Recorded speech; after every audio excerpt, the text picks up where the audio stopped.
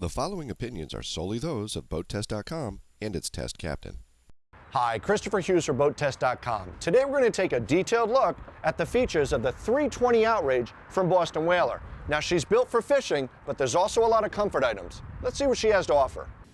The Boston Whaler 320 Outrage is a big, fast-looking boat loaded with more standard equipment than most boats in class. She has a 10-foot 2-inch beam, weighs 8,500 pounds dry, and has a capacity for 14 persons. Let's look at a few features that distinguish her from others on the market. Because the 320 is beamy, the instrument console is wide enough for 2 large nav screens and the Mercury Vessel View diagnostic screen. Above the screens is a wraparound tempered glass windshield with integrated powder-coated mullions supporting the standard fiberglass T-top.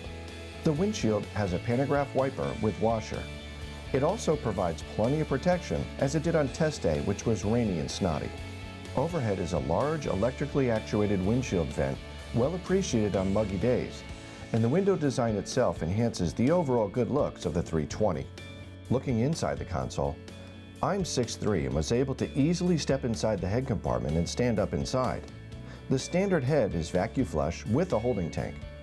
Inside there is a sink with sprayer that doubles as a shower wand, a cabinet, drawers, and an opening port light for ventilation.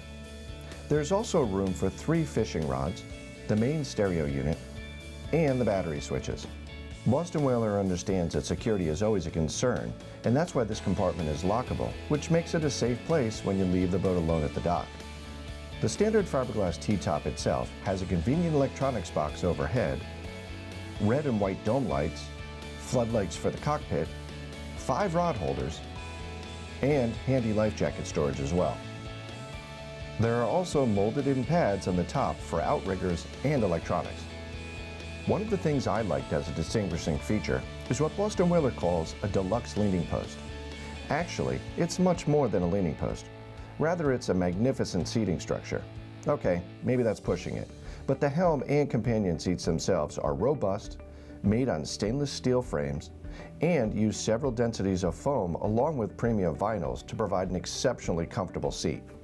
They have padded, ventilated seat backs and bolsters. Behind the seat console is a standard bait prep station with a 45-gallon rounded blue live well with a clear acrylic top. It has a sink, cutting board, 3 drawers for tackling tools, and a welcome large grab handle. The handle is close enough to be reached by people sitting in the aft bench seat. For cruising folks, there's an option that Boston Whaler calls its summer kitchen, which has an electric grill, a drawer refrigerator, sink, cutting board, and a towel rack in addition to the drawers. I mentioned that the boat is rated for a capacity of 14 persons, so now let's find all 14 seats. Starting at the bow, there is seating for 7 people in a huge wraparound bow area. The bolsters serve as seat backs, and my experience is that when entertaining, this is the place everyone wants to be. A large Flexi-Teak table is an option for serving lunch or cocktails up here. In front of the console, there is seating for 2 more. At the stern, the 320 has a large fold-down transom seat on beefy cantilevered stainless steel supports that seats 3 more. That's a total of 12. And of course, the skipper and companion seat for the grand total of 14. For anglers, there are 2 optional fold-down trolling seats that go into the bulwarks amidship, port and starboard. Focusing on the fishing features, the 320 has all of the standard fishing features expected, such as rod holders under the gunnels and in the cap rails, plus a lot more. Rod holders are no good unless in the right places, and there are 18 well-positioned rod holders in total on the 320. There are 2 live wells and 3 fish boxes, 2 that are 80 gallons and 1 that holds 108 gallons, each with electric pump out. In addition to the 3 rods that can be locked in the head, 3 more can be locked under the starboard bow seat.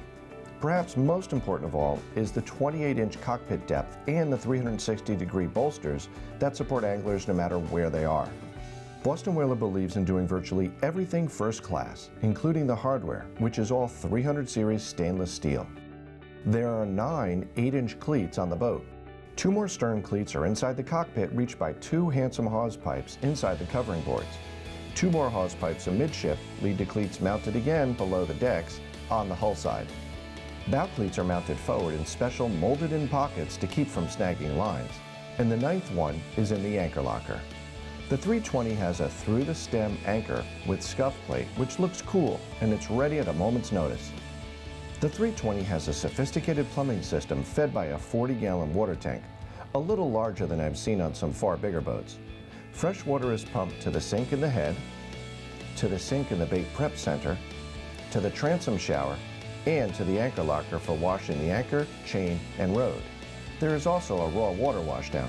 Most important of all, don't forget that Boston Whaler, because of its special process of foam filling each boat, is one of the few companies that makes a boat this size that will float level if swamped, and it puts it in writing. And that's our detailed look at the features of the Boston Whaler 320 Outrage. For BoatTEST.com, I'm Christopher Hughes.